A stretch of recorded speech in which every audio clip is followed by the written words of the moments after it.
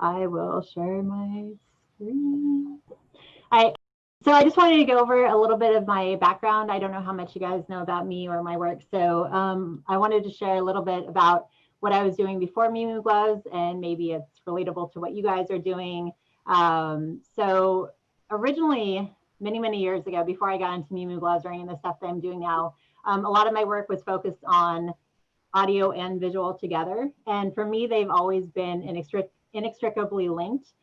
Because when I was young, whenever I'd hear music on the radio, I'd always make up music videos in my head, and I'd always see the music in my mind and make up visuals for it. So for me, there was always a tight connection between sound and visuals. And then as I got older, I eventually discovered cymatics, and I got really heavily into photographing sound waves and experimenting with that. And I was really interested in the physics of sound and the math behind it.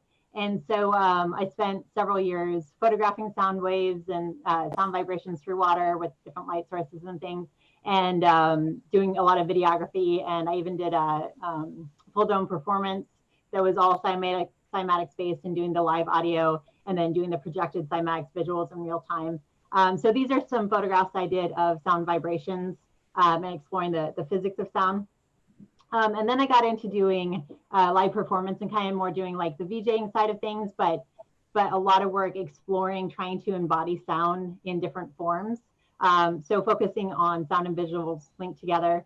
And then, assuming this will play, I worked with a couple of different musicians, but also like exploring my own outlet of creating sound and visuals together. And since I'm synesthetic, so to me, I see sound as different shapes, different spatial relationships, different personalities.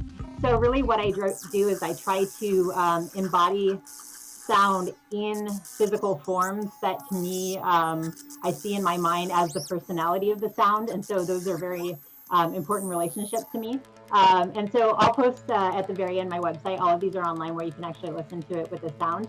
But you'll see a lot of geometry in my work, because a lot of the work that I do is working with symbolic representations of things. And so I work a lot with black and white and with geometry to represent sounds. Like this is a synesthetic interpretation of beatboxing with Reach One. So all of the sounds are represented as different spatial relationships. I went frame by frame, placing each shape how I saw it in my mind. And then this is a still from the live cymatics dome performance that I did. So before I started getting into working with sensors and stuff, it was all around trying to figure out the math and the physics of sound and the connection between those two.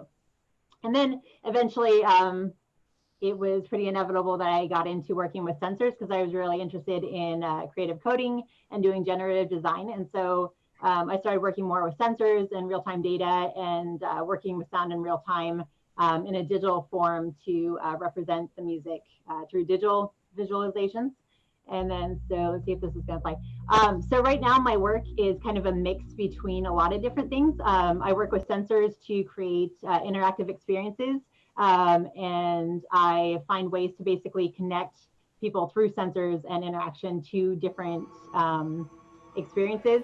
A lot of it usually involves sound and visualizations, but like I've also worked with heartbeat sensors to get people's heartbeat data in real time and translate that through the visualizations of the lights. I've worked with EEG sensors, working with brainwave data and translating that to different experiences. So for me, I'm really interested in exploring several different ways of getting data from the real world, from people's internal processes within their bodies, and from sound, and then merging that with these experiences that people can then share together. So right now I'm doing a mix between live performances, the interactive installations, and I also do a lot of workshops and different talks to teach people about creative coding and getting into working with sensors. And so for me, really every single project that I do is very different. And really what I try to do is merge a lot of different interests in working with math and working with science and all these different things. And I try to merge them together creatively, because I have so many different interests that if I only did one part of it, then I'd feel like, well, now I want to be doing this part. So every project that I do kind of merges all these different aspects together. So when I first got into Mimu Gloves, I'd been working with different sensors and exploring different ways of interactivity. And a friend of mine, Dave Casey, saw that I was going to be at Music Tech Festival in Stockholm. And some of you guys may recognize some of the other people on this image. So here's Kelly and Imogene.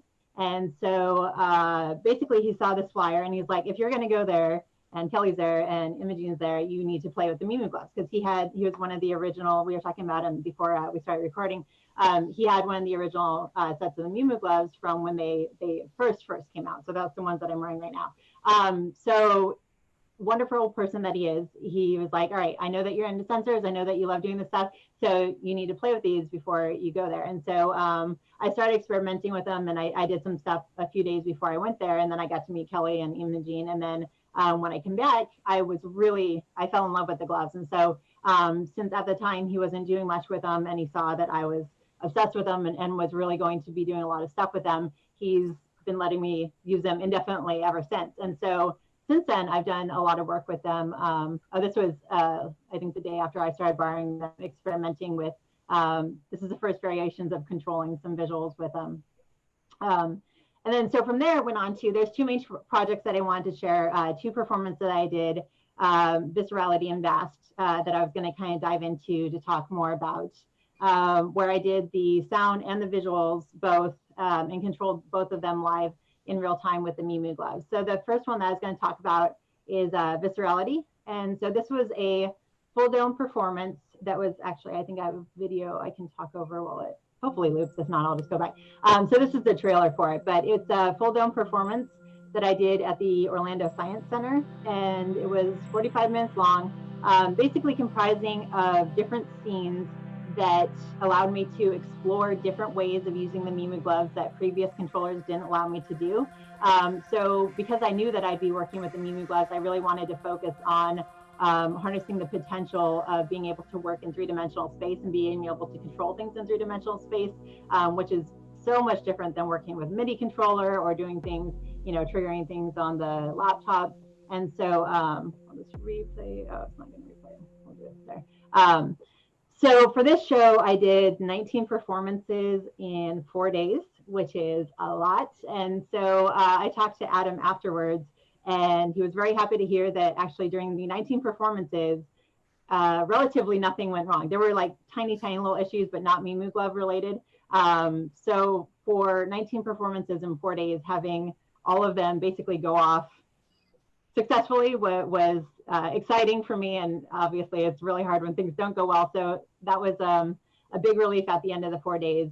So for those of you guys, I don't know if you guys have done back-to-back shows, but I contacted Adam ahead of time and bought like 12 backup batteries. And so between each performance, I was essentially, I'll just go to a different frame. Between each performance, I essentially had to make sure that as soon as it was done, I was charging batteries. I had everything queued up. I had several backups, and then make sure that before each show that I had a fresh set, because luckily now I have the cable that I can plug directly in when I'm working with them, that I don't have to work off the batteries. But during the show, I wanted to be completely untethered. So yeah, I had to charge the batteries and make sure that everything was set between each show. Luckily, the batteries never ran out, never had any issues with anything like that. Let's see what else. So talking about different things I was doing. So during different scenes, I'll go back to the video so I can talk over it. So during different scenes, for example, those parts where generally with my right hand, I'd be controlling the visuals and navigating through space, and the right hand was mostly predominantly controlling the visual aspect of things. And then the right hand was controlling what the sound was doing. And so a lot of the scenes were set up, everything's in real time. So for those of you guys that don't know what real time means, basically it's not pre-recorded. Everything is programmed to respond to what I'm doing in the moment. And so during the performance, basically I left it open-ended where each scene is its own scene, but I can navigate how that scene unfolds. And so I'm making decisions in the moment, how I want to explore those different environments, how I want to explore that scene, and basically tell this abstract story through how I'm navigating it. And so each performance was slightly different in that I had that control of how I wanted to dictate it in the moment. So having soundscapes that I was composing with the left hand, and then doing the visuals with the right hand. And let's see, so here's some more shots so you can kind of see standing in the center of the dome here, looking up at the visuals. So this is kind of like a unique way of presenting performances, I guess, in that I personally really enjoyed this way of performing it, because usually the performer is kind of the center of attention up at the front, and then the visuals are behind them. But for me, with this particular performance, I knew that I was going to be performing it in the dome, so it was very site specific, and I knew what the space looked like. And I also knew that I wanted to be able to experience what the audience was experiencing, so I could make those decisions in real time. So by standing in the exact center of the dome and looking up at the same visuals that the audience was seeing, then I was able to basically put myself in their mindset and be in the same frame of mind relatively as them as I'm making these decisions, which is very different from if I had been up front and looking at a computer screen and trying to figure out, and like reversing myself, or if I was at the back of the dome. So with this, it is a very different approach to how most performances are done. And also I wanted to give people the option to, since I was in the center, they could decide to either watch how I was controlling things, or they could be completely immersed in just watching the performance and getting lost in it. Because, since I also put my heart and soul into creating the sound and the visuals and the overall experience, then I wanted the person to have that decision as to which part they wanted to focus on. So they could watch me controlling it behind the scenes, or they could also just get lost in watching the performance on the dome itself. Here's another shot just to show you. There's me, Tiny, right there, just to show you another view of the dome.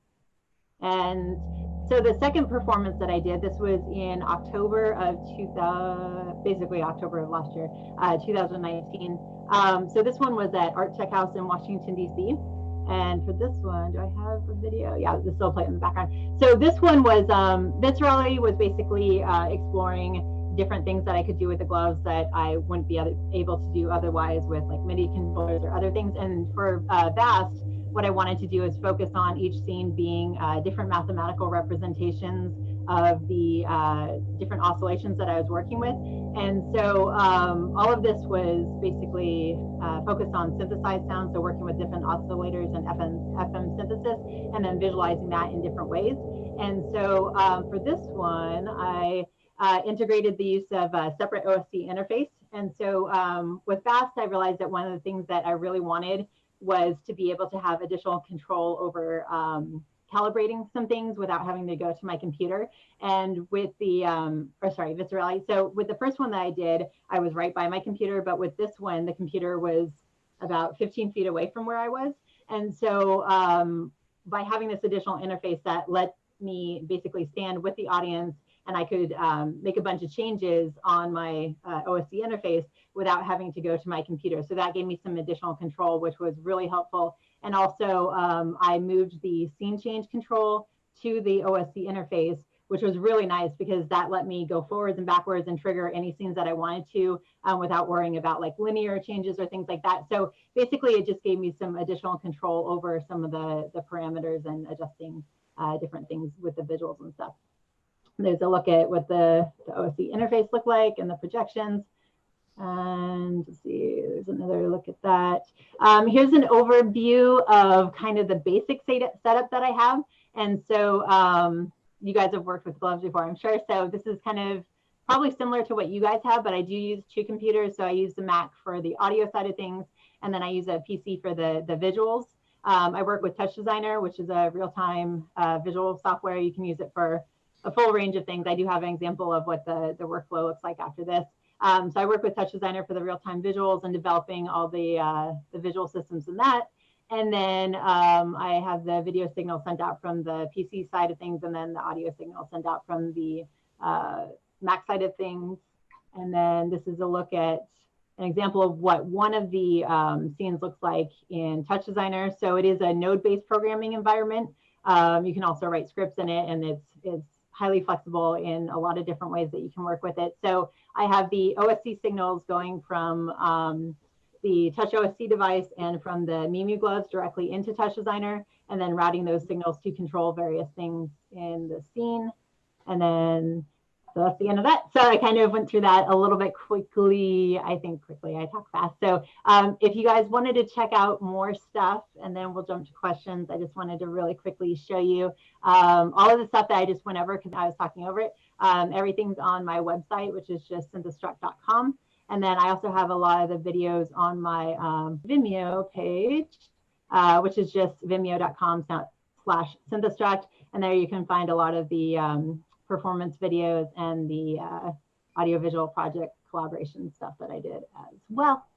So I will leave that up for a second and we can jump to questions if anybody has any. Awesome. Yeah, thank you, Ginger. That's awesome. I mean, I have many a question, but I think I'll sort of open it up to everyone else and see if anyone has anything they'd like to ask. Yes, Ginger, Roger Sinner from Montreal. I've been working with the glove for just since COVID began because it's given me the time to work with this because I think, it just takes hours and hours of programming. And I don't have my sound designer working with me because I just don't want to do this offline. So I'm trying to do it all by myself. I'm a dancer and a choreographer and a musician, so I'm familiar with Ableton. I've been working with Ableton for about 2 years now. So for the visual, and I would like to do a project where I'm dancing, doing the music with my gloves. And it's interesting that you said that you do one hand the visuals and one hand the music because I want to do a project where I'm also incorporating visuals. Do you use the same parameters on the glove for the sound? For example, posture, direction, orientation, and does that affect the imagery that you see? So I do not use the same control for the different scenes. Actually, each scene is slightly different because in each scene I'm kind of controlling different things. So just to give you an example, actually, can you guys still see my screen? Am I still sharing it? Yes. I am. Okay, so I'll jump to I guess this one as an example. So in this one, I wish I had a better shot, but so in this one, for example, this is a giant cube, or it's a cube of cubes, really. So it starts outside the cube. And so the scene basically begins where you're looking at the outside of the cube, but the way that the dome is, I really wanted to work with the immersive space.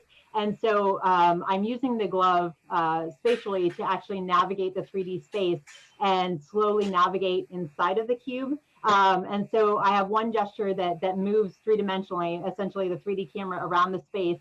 And then I am also, with this hand, just an example of like combining them. A lot of times what's happening with the sound is also triggering something that's happening with the visuals.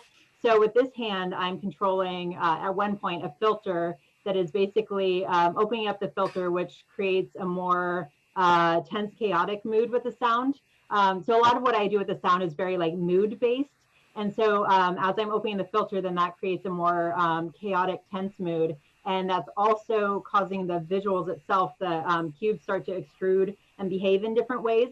And so one thing that I recommend when you're working with both sound and visuals is to think about those connections where if something is happening together, then you can tie those events together. So instead of me trying to like synchronize, okay, I'm opening the filter and I'm also controlling the cubes, if those things are linked together and basically feeding off of each other, then those can be the same control. So I would recommend thinking, about those things that you can consolidate, because when you're doing both at the same time, you really have to be very focused about like exactly what your actions are doing and what you're controlling. So anything that you can consolidate that's going to be controlling the same thing is very helpful. But for example, like the next scene after that, I'm controlling things in a very different way. Like I have one scene where I'm literally basically using the gloves to draw the sound in real time and create this like three-dimensional structure in the dome. And so that's a very different type of interaction. And so for each scene, I had different controls for what I was doing. And so I had to remember basically what each part was. And the thing that helped me was that when you work with the gloves, developing that intuitive idea of what feels correct. And so the more intuitive something is, then the easier it's going to be to remember. And so, for example, like we've all seen this, like opening a filter, like this feels correct. And so mapping it to that is, makes sense to do it that way. So to answer your question, for me, each scene was mapped differently for the controls. But if you set up your performance differently, where you don't have like isolated different scenes and it's one continuous thing, then it might make more sense to have it so that your controls are continuous throughout the performance, controlling similar things. So it depends how you set up the flow of your performance, I guess, how you decide what things you're controlling. But I would almost work backwards if I were you and kind of think about what kind of control you want to have and then map that out and think ahead of time, what things that you want to be able to control, and then, map those to the different controls and see what you have left. And the thing with Mimu gloves is great is there's a lot of different options for mapping stuff. Like you have so many different gestures that you can map. And then you have, the variable controls in 3D space with the XYZ axes. And you have a lot of different ways that you can map stuff. So the good thing about the gloves is that you don't run out of mappings too soon. And usually if you run out of mappings, it means you're already keeping track of too many things anyway. So is that kind of answering your question? I hope. Yeah, thanks. Okay. Ginger, if you don't mind, I've got a dovetail question for you there. Uh-huh. Currently Glover is set up for 9 postures. Mm-hmm. Do you find yourself intentionally limiting the number of postures available just to cut down on the variables a little bit? And if so, what's your preferred quantity? My preferred quantity, since I usually do break up into different scenes, I try to do no more than, let's say, 5 in a scene, 5 different different postures in a scene, because of a couple different reasons. One, it's me remembering all those postures, and 2, it starts to increase, of course, the gradient between when one posture becomes another posture. So I like to use postures that are distinctly different from each other to, reduce any possibility of accidentally moving my hand the wrong way and then it becomes confused for something else. So I try not to do more than 5 postures and keep it very focused and intentional with the things that I want to control. Cool. So like in a more kind of zoomed out way, like what is it for you? Because a lot of your work seems to kind of have this kind of audio and visual element, and they're kind of like what do you think it is about combining those two things in an experience, and then how does adding the kind of world of like sensors and physicality interact with those things? Yeah, well, for me, like I said, I mean, they've never really been different. So my entire journey has been trying to find ways to things that have already been linked in my mind and finding ways to explore that further and present that in an immersive way that other people can enjoy. And so I've really enjoyed basically between the gloves and working with interactivity and real-time performances and also working in these large scale spaces where it's immersive, it's really given me a lot of freedom to think about the best way to immerse people in that connection between sound and visuals. And with experiencing sound as having personality, that's been a really big part of my workflow, because a lot of times, working with the sound and visuals, you have to create them together. And so when I create the visuals, a lot of times I'll create the visuals and then write the soundtrack while looking at the visuals and basically literally writing the music based on what the visuals personality has to me, and being able to, or wanting to bring out certain characteristics of that personality. And so, yeah, for me, working with the gloves has really allowed me to explore working with space in a three-dimensional sense. We've been watching Avatar: The Last Airbender, so it kind of feels like airbending sound in a sense, which I really like, because this idea of intuitively working with a three-dimensional space and essentially pulling sound out of that space feels more correct to me. So like for me, when I started working with Ableton, it did not feel right, and I still don't necessarily enjoy the process of working with Ableton.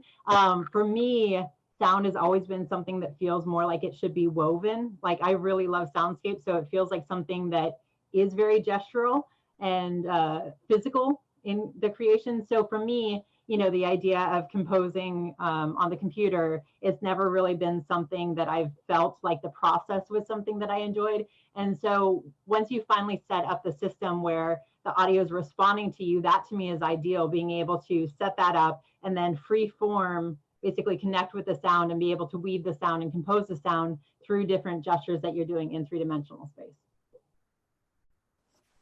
Awesome. Does anyone else have any questions? I have a question here. Cool.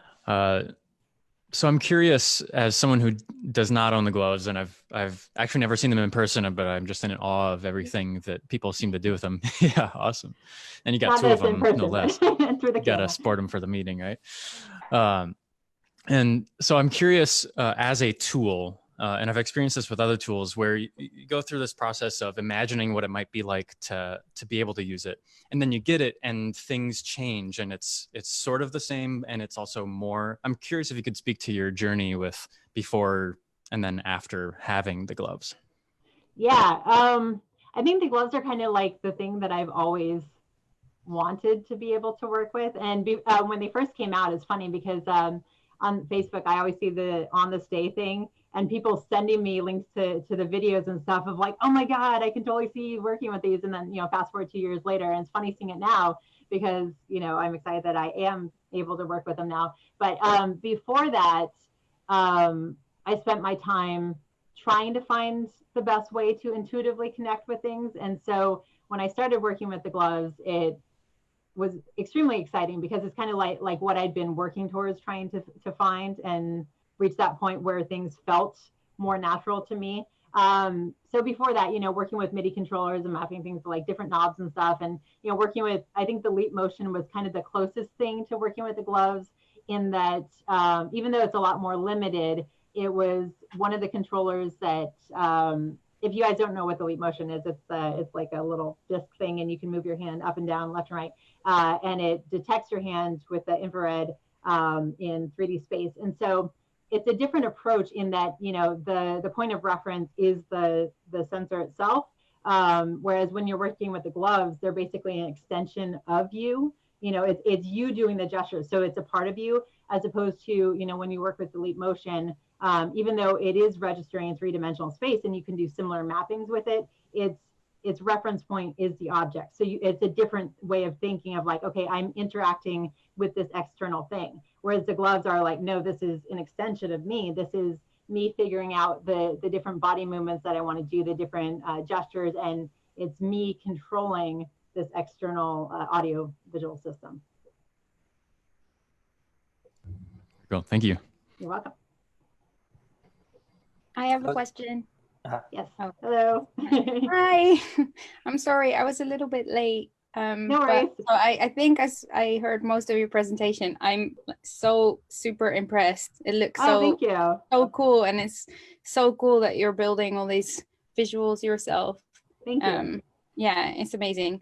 I was wondering what the audience response has been like. How I mean, I'm sure it's really cool to experience, but I was just wondering what kind of reactions have you had? Did they could they grasp the complexity of what you've built and could see like how you were doing the sound and the visuals, and because I've been doing stuff with visuals as well for a few years, and often not all people often don't get it, or they just think that you're dancing along to some music, and the visuals are because it's so the real timeness for a lot of people is sometimes a little bit unreal.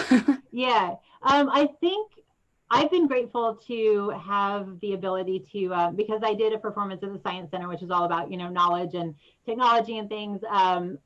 And before each performance, I was able to do a short intro talking about what I was doing. So I think that made a big difference in me being able to explain like, hey, when I do this, this is happening, and like short intro at the beginning of the performance. And then afterwards, I offered, an open Q&A for those that were interested. And a lot of people did stick around and ask questions about it and were very curious. And so for me, I love sharing those additional insights because it's not obvious for most people what I'm doing. And without that additional little insight into what's happening, where I'm literally saying out loud, this is, what I'm doing. I'm not just playing a recording, things are happening. It's not very obvious. And especially with me usually standing not in the center of what's happening, but kind of central to where they can watch the performance and they can watch me, but a lot of what's happening is directly in front of them. And so it's interesting because during the last talk, Kelly had asked, like, do you intentionally do movements to make it obvious what you're doing. And I personally, I'll admit, I don't do that. And I think it can be helpful for the audience, but a lot of my focus tends to be on more fine-tuned control as opposed to like robust gestures.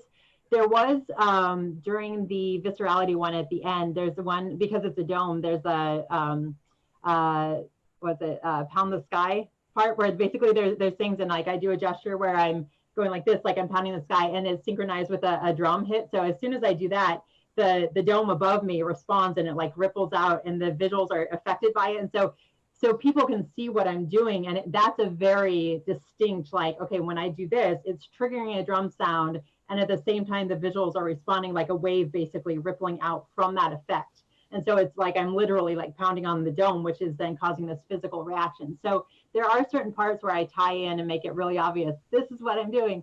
But there are other parts where it's very fine-tuned control, like where I'm drawing with the gloves and I'm literally like very carefully sculpting, and I'm watching what's happening, and it's very distinct movements. So they're seeing the end result, but my movements are very, very small. So I think an important part in my next step, because I know Kelly had talked about working with a choreographer and things like that. I would love to, since I've done these two performances, the next step, do things that are more obvious gestural based without losing the immersive aspect of it as well. So basically adding that to it, but still keeping the focus on the visuals and the immersion and all that. Yeah, so cool. Thank you. Actually, I do have another question. Oh, yeah. No, sorry, go ahead. Sorry. In terms of like 3D, as the visuals are in 360 and 3D, do you feel like you're missing a dimension with the gloves, or does it not matter? Not at all, because for me, so when I create these three-dimensional spaces, I use the gloves to navigate the camera through the three-dimensional space. And so that allows me, because the gloves are, the XYZ axis, then by navigating the camera, then that gives me the opportunity to navigate the space in the way that I feel is like the best way to navigate it. Because if I was trying to do the same thing with a MIDI controller, then I'd have to do one knob for the X axis and another knob for Y and another knob for Z. And then trying to do that with your hands, and manipulating all three knobs at the same time, it's not as intuitive. And obviously there's other controllers that you could try to control it differently, but with the gloves, it just feels so natural and correct to navigate in that way. Yeah.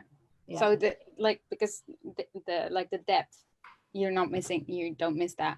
Exactly. Because you have enough controls. Yeah. Cool. Yeah. Okay, I'm done now. Also, nice meeting you. This is the first time that we've actually met. I know. I've been watching you.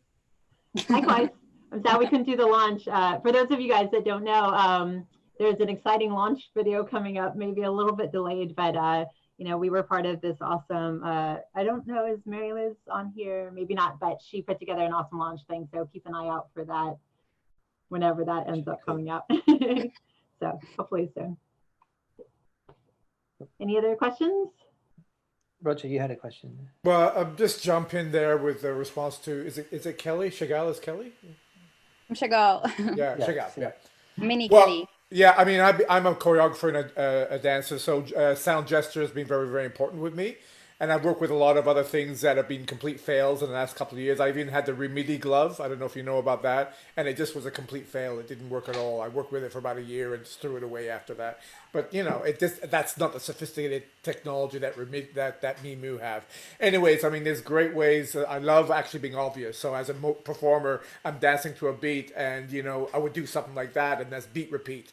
And I've got to thank Adam for that his tutorial, because I had no idea what beat repeat was, and then all of a sudden the music stops, and then the music starts again when you do that, and I love that kind of thing. Or now I'm fortunate that I'm also an Indian dancer, so I know the mudras and things like that. So I've designed them to the mudras, which it took me a month to program and map them, and I'm still not there yet because there is a confusion. For example, I would do claw.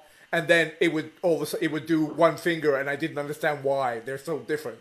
And so those kind of things that are difficult to map, and I'm reprogramming every single day just to make it more precise. But I really like that obvious connection between bending the sound by doing this, and all of a sudden you're bending the sound and then doing that, and that's kind of really cool for me. So just well, that's just to add, yeah, I know all the different hand gestures and I've applied them. Tripakata, for example, which is very hard for most people to do. So in terms of a question, Ginger, what's your team? I mean, are you a one-woman show? Do you do the sound? Do you do the visuals all yourself? I have a sound designer who knows Ableton way more than me. Though I haven't, because of COVID, I haven't really been able to work with him.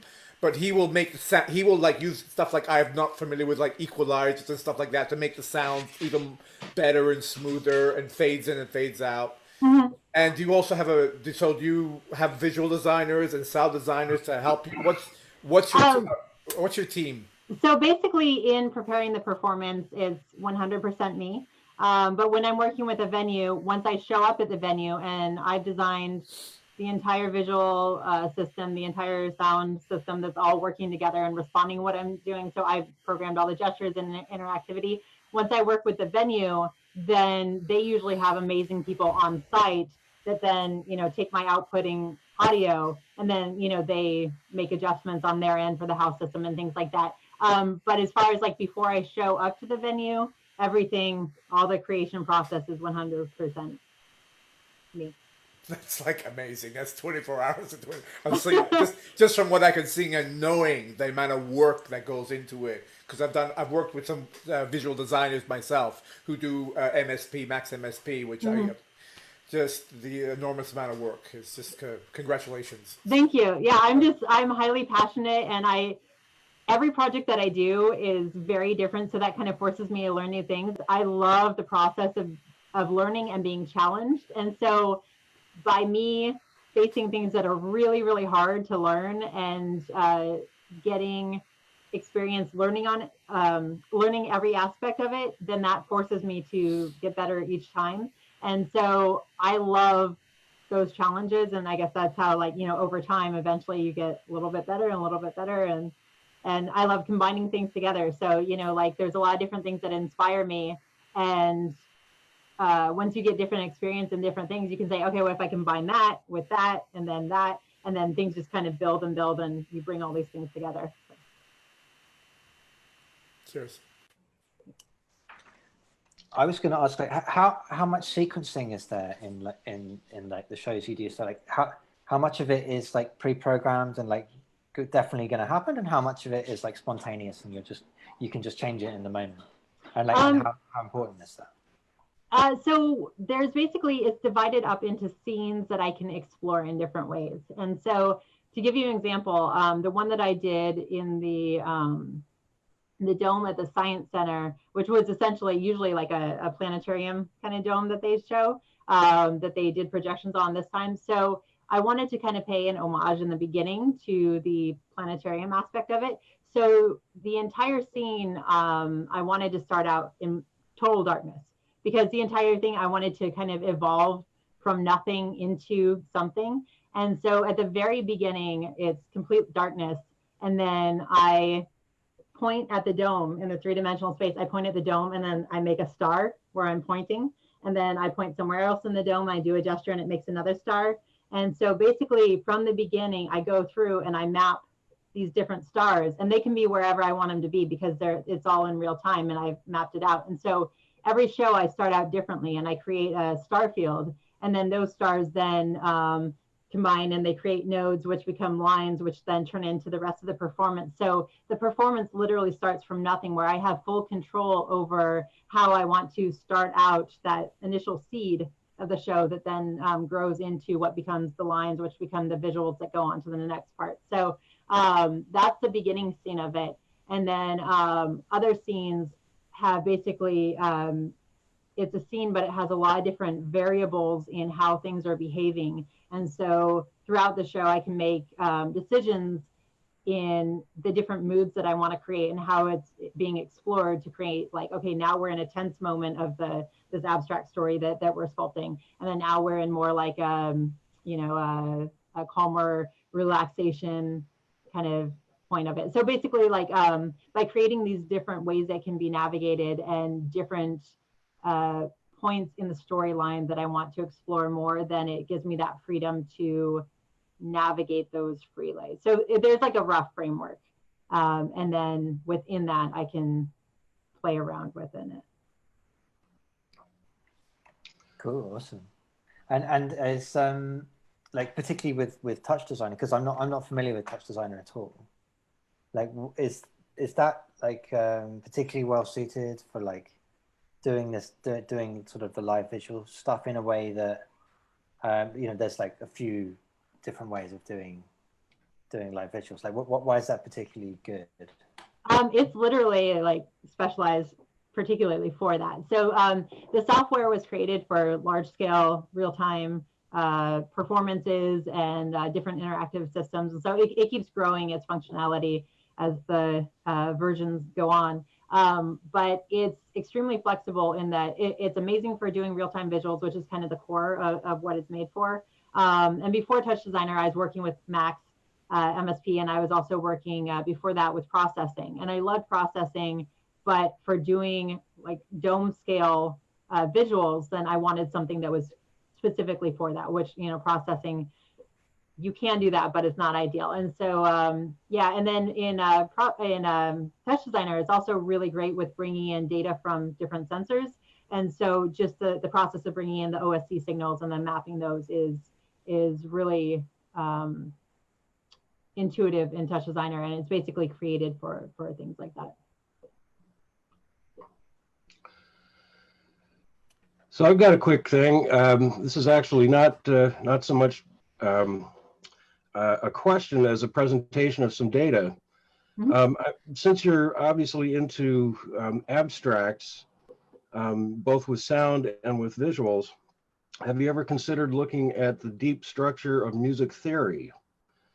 And if so, I was going to recommend a source. Canadian composer by the name of Ian Ring has put together a fabulous website covering all the different scales, for example, as possible structures. Yeah, I would love to check that out. If you want to send that to me, I will definitely check it out. You've probably noticed a lot of my music revolves around my interest in FM synthesis and working with oscillations, and because kind of going back to the idea that like I'm just obsessed with math and the mathematical relationship to sound. So my approach tends to be more less note-based and more working with frequencies and the relationship between frequencies and the harmony between when you're working with different oscillations. So I would love to check that out, because I am very interested in the math side of music, and predominantly my workflow is working a lot with synthesis and modular synthesizers and other things. So.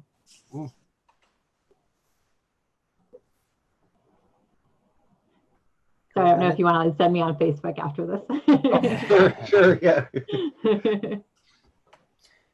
And is there anything like, what if there's one thing that the gloves could do that they don't currently do that would like, what is there any, yeah, what's missing, I guess, like from your perspective? Let's see, what is missing? I've been quite happy with them, but I would say, I think we had talked about this, because of my big workflow with working with multiple computers and other things. I think the one thing that I found myself doing a lot is having to go through and, you know, with the OSC, how sometimes you have to change the port because of, you know, if you're using that port and then you have to change it. So for me, I think we've talked about this, right? So like having kind of like I guess a universal port possibility, because you know, if that port gets bogged down, then you have to go back into Glover and then change the individual port. So I think something like that would be helpful for me. Functionality wise, let's see, what would be helpful for it to have but not? Because I've actually been really helpful with it. And I think one of my favorite things about it is the ability to map new gestures to it, which I think is just amazing. You know, you don't have preset gestures and that's all you can do, but being able to actually map the different gestures to it. So I think that component of Glover is amazing. So great job on whoever wrote that. I'm assuming, was that you, Adam, or? Potentially, yeah. Yeah. I mean, like the entire but- Glover team. Yeah, It's I've obviously- been happy with British Glover. humbleness. The entire Glover team, you guys have been doing some amazing stuff. I've been happy with it so far. So if I think of anything specific, I'll definitely shoot you an email. Cool. Yeah. Awesome. Awesome. Yeah. Let me see what else I've got on my list here. Yeah, so I wanted to ask a bit about the sort of like what was different about working in a dome, both from a kind of sort of visual perspective, but also like from the one of you know, using the gloves in that perspective. Like is that space like a different? Does it create a different atmosphere? I guess for Oh, absolutely. Yeah, because if you think of, you know, if you're on stage looking out at the audience, I mean, that's a totally different experience performing than being in the middle of the dome. And I love it because I set it up where I get to stare at the performance during the performance. And so it's an enjoyable process for me to be able to see the visuals in real time and to be able to control them. And having that feedback of like, you know, programming the system so that when I do this gesture, it responds to me in real time. And I always compare it to like, it's like training a pet dragon. And then suddenly there's this massive thing that you give it a command and it's responding directly to what you're doing. And it just feels like magic. And so I will never get over just how amazing that feels. And so working in the dome where you just have these massive immersive visuals that are all around you. And the fact that I get to stand looking at the space instead of having my back to it, to me is, I think, the most enjoyable way to perform. Awesome. Yeah. And have you got what's coming up for you? Like, have you got what's next? Well, luckily, good and bad. So there's a lot of things I can't talk about. But luckily, you know, when the lockdown started, I definitely was focused on, okay, I'm going to use this time to learn new things and I'm going to be super productive. And then this past month, a lot of things have come up, a lot of like proposals for things that are kind of, it's like throwing things out there and then just waiting for them to come back to see like, okay, did this proposal work? Did this one go through? So there's a lot of really exciting opportunities that unfortunately I can't talk about yet. But they would involve traveling to a lot of really unique places that I'm very excited to visit if it goes through. And also, I guess I didn't mention this. So I do all of this full time. So I work 100% independently as a interactive designer and audiovisual performer. So all of this that I do is like my full-time job. And so obviously it's been challenging times for people who are based on doing performances in physical spaces, which are closed down.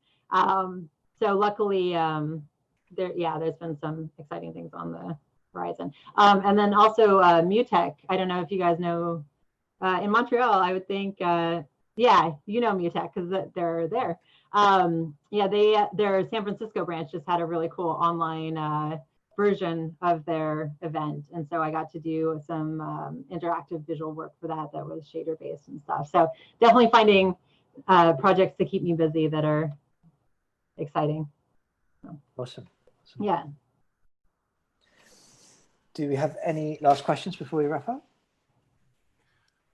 I have a quick one. Hi, Ginger. Nice to meet you. oh no, who's talking? Joshua? Yes. Okay, sorry. Go ahead. Cool. I was actually in DC when you were at the Art Tech House. I was talking with a friend of mine about this new technology I was getting involved with, and they were like, I just saw somebody at the Art Tech House. Her name was Wendy Mcalister, and she works at the Kennedy Center quite a bit. And she said, I just want to let you know, she said it was amazing. She pooped her little panties. She thought it was fantastic. And I was curious how your experience was working with the Art Tech House and how you got connected to them. They were amazing. And I mean that wholeheartedly. So before I worked with Art Tech House, they were, as soon as they came out, they were pretty much on my list of like, this venue looks amazing. I love everything that they're doing. And I hope someday that I can work with them. And so they were instantly just, on my radar of like, I love everything about what they are doing. And then actually I was doing an event at SAT in Montreal. I was doing a VJing for an event there. And also the following day, I was doing a workshop for the Touch Designer Summit. And so the founders of Art Tech House were there, and they were interviewing artists, audiovisual artists who were working with Touch Designer and who were creating live audiovisual performances. So they were specifically inviting people that they wanted to talk to and invite them to do a performance. And so I met with them and I sat down and I showed them my work and we talked for quite a while. And this is when they were doing the Art Tech House Live series. And so they were doing, for the month of October, 3 different shows, 3 different artists that were performing. And so so we sat down and we talked about it. I showed them my work. I talked about my proposal for what I would do if I was going to do a live performance, and they liked it. And so they invited me to do a performance. And so that's how we initially met up. And of course, you know, being on like 2 hours of sleep and having just met with, you know, one of my favorite venues, and then they invited me to do a performance, I was, as you can imagine, extremely excited. And so, yeah, and so I instantly got to work creating a performance specifically for that space. So it wasn't, hey, I have this performance, I can perform that again at your space, because I do everything site specific. And so to try and adapt Viscerality, which is a dome performance, to a different format, I didn't feel it would translate as well as I wanted it to. So I basically created an entirely new performance specifically for that structure of our tech house. Wow, very cool. Thank you. Yeah, thank you. And I'm sorry that you didn't get to see it because you were in DC at the time. So that would have been awesome. We could have said hello. Maybe in the future. Maybe, yes, maybe in the future. Wink, wink. Yeah. Yeah, the Kennedy Center just opened up this new wing of their facility called Reach. And I helped, was part of the production team that opened this new facility, and they're looking for new stuff. They don't have quite the stuff Art Tech House does, but yeah, they are interested in new stuff. I'll tell you that. Well, if that's an invitation to talk more about that, then I'm definitely interested. So you can, oh, I don't have my email on the screen. So feel free to email me if you have any things that you think I might be interested in or would be a good person to create stuff for.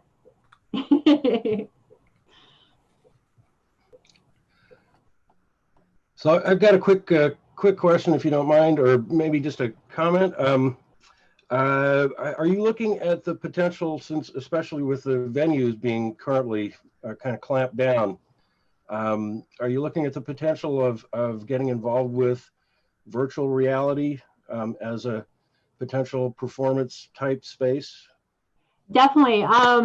So performance in the sense of, you know, since I do a lot of experience design, it probably wouldn't be a performance in the sense of putting myself in virtual reality, but it would be more me applying those interactive audiovisual spaces into a 3D VR environment that other people could then experience. So this is definitely 100% something that I put a lot of thought into. And so it is on my radar. And I have actually been playing around with VR because in Touch Designer, it's relatively intuitive, maybe not as intuitive as other stuff, but in Touch Designer, you can do VR and then create the 3D environment and then view it with the VR headset. So I've definitely been exploring that the past month, and it's a big possibility. Cool. Awesome. I think we've now hit an hour, so I think we'll wrap up there. But thank you so much, Ginger, for coming and talking about your work and sharing your stories. Thank you, and thank you to everybody who came. We used that hand signal in another meeting that I did as like the I have a question thing. So now I'm tuned to think that's the I have a question. That's the question, and then I just sent you a clap. Just thank you for your sharing, Ginger. You're very welcome, and thank you for everybody that came to the talk. Thank and I'm glad to actually talk with a lot of you guys that I've only seen online and never actually had the opportunity to say hello to. So it's been nice to meet you guys on the chat here. Yeah, and also just a sort of public service announcement. Glover, the new version of Glover is on the portal now. So go get it if you haven't yet. And otherwise, we'll be back next week, I think, with just a normal kind of drop-in question session. And yeah, in the meantime, get in touch if you need any help at all. And yeah, thanks everyone for coming. Awesome. Cheers. Thank Thanks. you. Thank you. Bye. Bye. Bye. Bye bye.